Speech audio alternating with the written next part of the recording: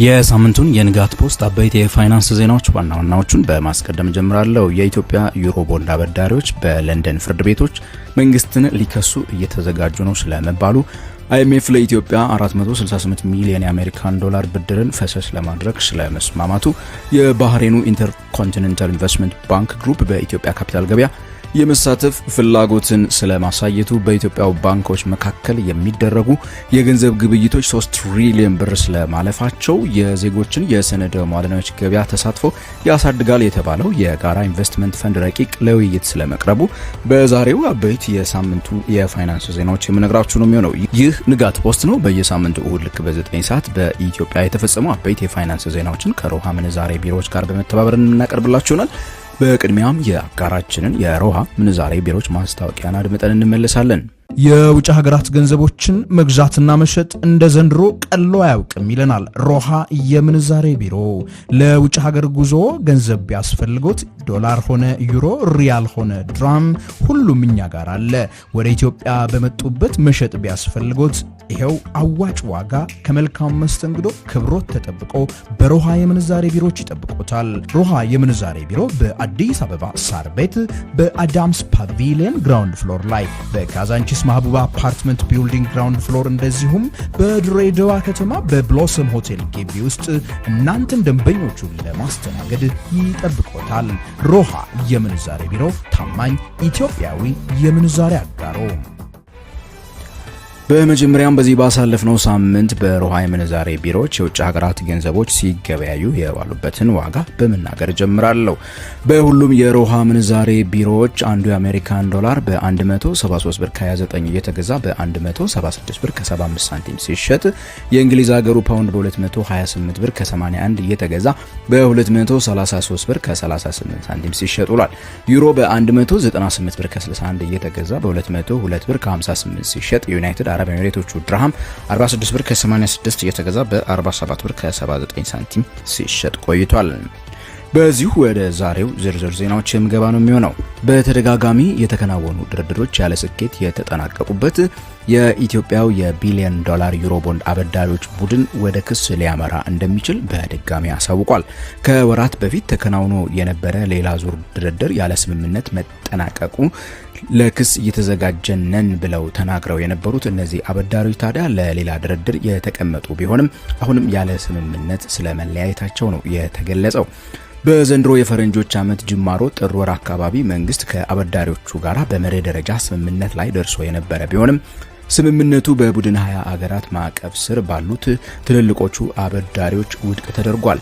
እነዚህ ትልልቆቹ አበዳሪዎች ከግል አበዳሪዎች ጋር ተቀራራቢ የሆነ የሽግሽግ እንዲደረግ የሚጠይቁ ሆነዋል።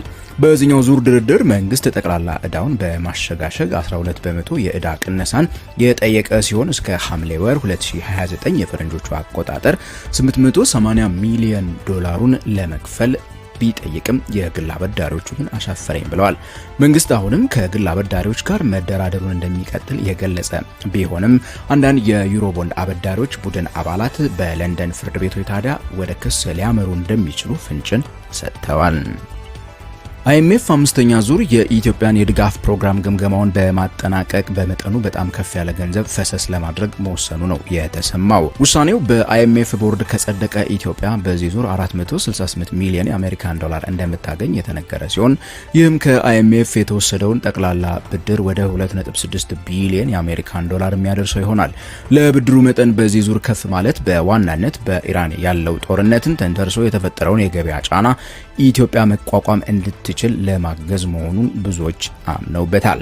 የIMF ግምገማ ኢትዮጵያ እየተከተለች ያለችውን ቆንጠጥ ያለ ጠንካራ የሞኔታሪ ፖሊሲ በማድነቅ በዚሁ እንዲቀጥል የመከረ ሲሆን ይህም በዋናነት የዋጋ ግሽበቱን ከመቆጣጠር ውስጥ ከፍተኛ ሚናን ስለመጫወቱ ነው የተናገረው። የIMF ግምገማ በተጨማሪም የምንዛሬ ገበያው እንቅስቃሴና ግልጽነት ላይ እንዲሁም በመንግስት ገቢና ወጪ መመጣጠን ላይ ትኩረትን በማድረግ የተከናወነ ሲሆን ውጤቶቹም ለIMF ድጋፍ ማስቀጠያነት ብቁ ሆነው ስለመገኘታቸው ነው የተሰማው። በቅርቡ የማስተባበሪያ ጽህፈት ቤቱን በአዲስ አበባ እንዲከፍት ፍቃድን ከብሔራዊ ባንክ አግኝቶ የነበረው የባህሬኑ ኢንተርኮንቲኔንታል ኢንቨስትመንት ባንክ ወይንም በአጭሩ ኢብ ግሩፕ በኢትዮጵያ ካፒታል ገበያ ውስጥ ለመሳተፍ የሚያስችለውን ውይይት እያከናወነ ስለመሆኑ ነው የሰማነው። በኢብ ግሩፕ ዋና ስራ አስፈጻሚ ሶሄል ሱልጣን የተመራ የልዑካን ቡድን ከሰሞኑ ከኢትዮጵያው ካፒታል ገበያ ባለስልጣን ጋር የመከረ ሲሆን ስለ አዲሱ የካፒታል ገበያ ስነ ምህዳር፣ አዳዲስ እየተፈጠሩ ስላሉ ኢንቨስትመንት አማራጮችና ለፍቃድ አሰጣጥ መክረዋል ተብሏል። የኢትዮጵያ ፋይናንስ ስርዓት ለውጪ ባለሀብቶች ክፍት ከተደረገ ወራት የተቆጠሩ ቢሆንም እንቅስቃሴዎች ግን እምብዛም እንዳልሆኑ ይታያል። እስካሁን አንድም የውጭ ሀገር የፋይናንስ ተቋም በዘርፉ በቀጥታ ለመሳተፍ ጥያቄን ስለማቅረቡ የተሰማ ነገር የለም። የባህሬኑ ኢብ ግሩፕ በአፍሪካ፣ በመካከለኛው ምስራቅ፣ በኤዥያና በካሪቢያን አገራት በንግድ ባንክ አገልግሎቶች የተሰማራ ሲሆን በአፍሪካዊቷ አገር ካፕ ቨርዴ በካፒታል ገበያውም እንደሚንቀሳቀስ ልናውቅ ችለናል። የኢትዮጵያ ባንኮች እርስ በርስ የዕለትና የሳምንት ብድር በሚያከናውኑበት ገበያ የ3 ትሪሊየን ብር ግብይት ስለመከናወኑ ተሰምቷል። በኢትዮጵያ ብሔራዊ ባንክ ፊት አውራሪነት በኢትዮጵያ ሰነደ ሙዓለ ንዋዮች ገበያ በሚደረገው በዚህ ገበያ ባንኮች የአጭር ጊዜ ገንዘብ ፍላጎታቸውን ለመሙላት በየቀኑ የሚመለስና በየሳምንቱ የሚመለስ ብድርን ይገበያያሉ። ገበያው ስራውን ከጀመረበት ጊዜ ጀምሮ ታዲያ ባሳለፍነው ሳምንት መጨረሻ ላይ 3.1 ትሪሊየን ብር ግብይት ማከናወኑ ነው የተነገረው። በዚህ መሰረት ባሳለፍነው ሳምንት የአንድ ቀን ብድር 12.15 በመቶ፣ የ7 ቀን ብድር ደግሞ 17.66 በመቶ ወለድ እንደተከፈለባቸው ለማወቅ ተችሏል። በሌላ መልኩ በሳምንቱ በኢትዮጵያ ሰነደ ሙዓለ ንዋዮች ገበያ 10,020 አክሲዮኖች የተገበያዩ ሲሆን በአጠቃላይ 77 ግብይቶችም ስለመከናወናቸው ነው ገበያው ያሰራጨው መረጃ የሚያመለክተው። በሳምንቱ በአጠቃላይ የተከናወነው የአክሲዮኖች ግብይት በብር 18.27 ሚሊዮን ብር እንደሆነም እንዲሁ ይፋ ተደርጓል። በኢትዮጵያ ሰነደ ሙዓለ ንዋዮች ገበያ ታዲያ ላይ 4 ተቋማት ተመዝግበው ግብይት እየተከናወነባቸው ስለመሆኑ ይታወቃል። በስተመጨረሻም የኢትዮጵያው ካፒታል ገበያ ባለስልጣን የዜጎችን ኢንቨስትመንት ባህል ይቀይራል ያለውን የጋራ ኢንቨስትመንት ፈንድ ረቂቅ መመሪያን ህዝብና የሚመለከታቸው አንዳንድ ባለድርሻ አካላት አስተያየት እንዲሰጡበት ጥሪን አቅርቧል። ይህ መመሪያ ጥሬ ገንዘብ ያላቸው ግለሰቦችና ድርጅቶች ገንዘባቸውን አንድ ላይ በማዋጣት በሚያቋቁሙት የጋራ ፈንድ የተለያዩ አትራፊ የሆኑ ዘርፎች ላይ ኢንቨስት እንዲያደርጉና እንዲሰማሩ የሚፈቅድ የህግ ማዕቀፍ ነው። እነዚህ የጋራ ኢንቨስትመንት ፈንዶች በባለሙያዎች የሚመሩና በባለስልጣን መስሪያ ቤቱ ጥብቅ የሆነ ቁጥጥር የሚደረግባቸው እንደሚሆኑ ተሰምቷል። በዚህም መሰረት አነስተኛ ጥሬ ገንዘብ ኖሯቸው በካፒታል ገበያ ሀብት ማፍራት ለሚፈልጉ ዜጎች ሁነኛ የሆነ እድልን ይዞ የሚመጣ ስርዓት እንደሚሆን በባለሙያዎች ይታመናል። ለምሳሌ አንድ ግለሰብ አንድን አክሲዮን በ3000 ብር መግዛት ባይችል እንኳ በእነዚህ የጋራ ፈንዶች ውስጥ በሚያስገባት 1000 ብር የአክሲዮኑን 1/3 ባለቤት መሆን የሚችልበትን ተዘዋዋሪ የባለቤትነት መብት የሚያጎናጽፈውና በኢንቨስትመንቱ ዓለም የሚያሳትፈው ስለመሆኑ ተነግሯል። የተወደዳችሁና የተከበራችሁ የንጋት ፖስት ቤተሰቦች ለዚህ ሳምንት ያጠናቀርንላችሁ ታዲያ አበይት የፋይናንስ ዜናዎች እስካሁን ያዳመጣችኋቸው ናቸው። ለቻናሉ አዲስ ከሆናችሁ ሰብስክራይብ በሉ፣ ከኢትዮጵያ ውጭ ካላችሁ ጆይን በሉ። አስተያየትና ጥያቄዎቻችሁን ታች ኮሜንት ሴክሽን ላይ ጻፉልን እያልኩኝ በቀጣይ ሳምንት በሌሎች አበይት የፋይናንስ ዜናዎች እስከምንገናኝ ድረስ ታዲያ የፍሬያማነት ሳምንት እንዲሆንላችሁ በመመኘት የምሰናበታችሁ ከንጋት ፖስት እኔ ገሜ በራን ነኝ።